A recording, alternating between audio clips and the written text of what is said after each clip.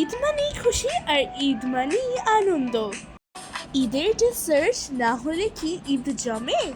By the way, Assalamu alaikum. I am Nusra Nation and welcome back to Nusra Nation Cooking Channel.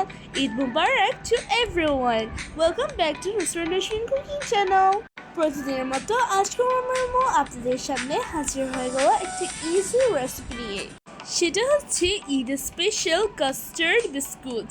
আপনার বাসায় যদি দুইটি উপকরণ থাকে তাহলে আপনি খুব সহজেই এই কাস্টার্ড বিস্কুট ডেজার্টটা বাসায় খুব সহজেই বানাতে পারবেন।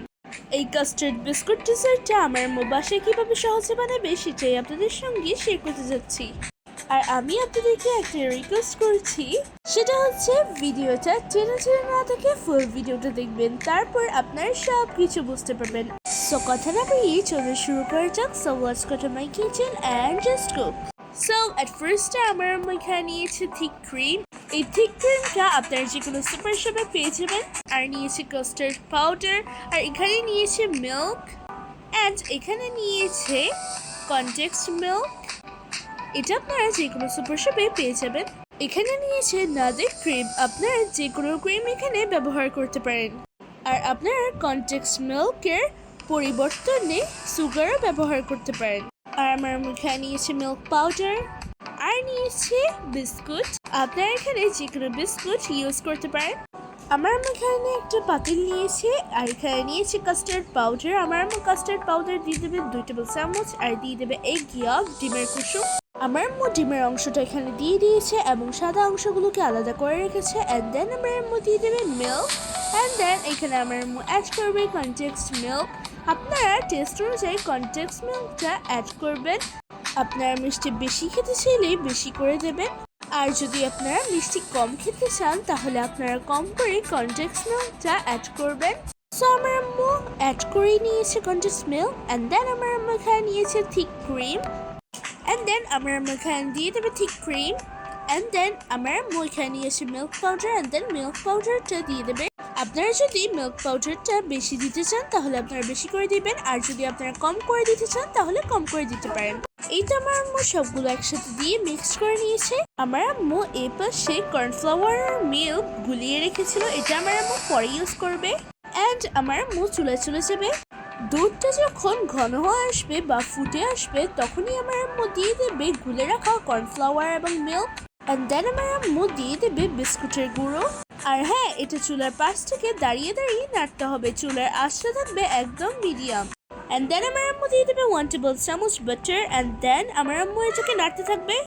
এটাকে মিডিয়াম ফ্লেমে দাঁড়িয়ে দাঁড়িয়ে নাড়তে হবে, না হলে নিচে লেগে যেতে পারে আর খেতেও মজা লাগবে না, একটা স্মেল আসবে।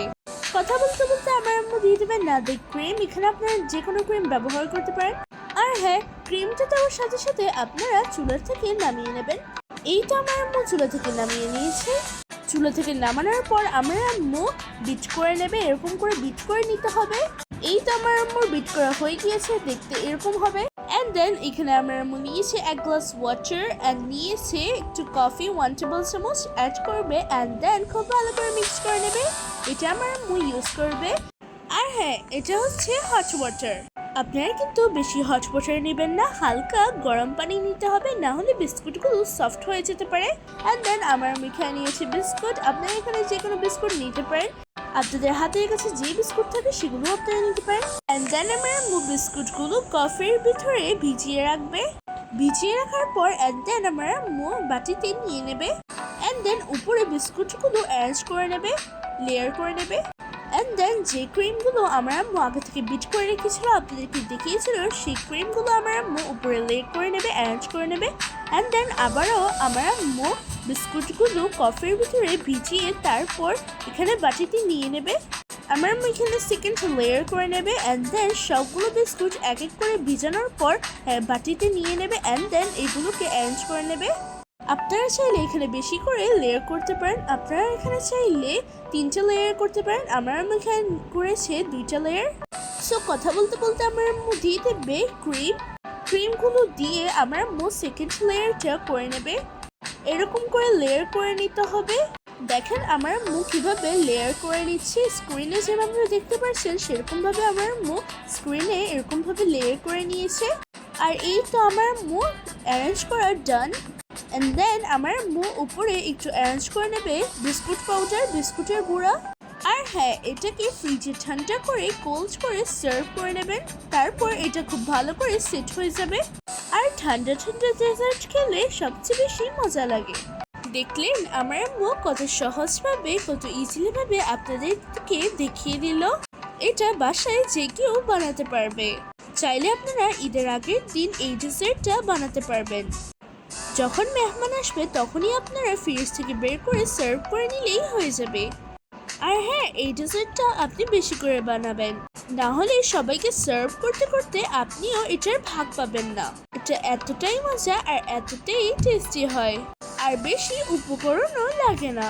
সো আমার এই বিস্কুট কাস্টার্ড ডেজার্টটা আপনাদের থেকে কেমন লেগেছে?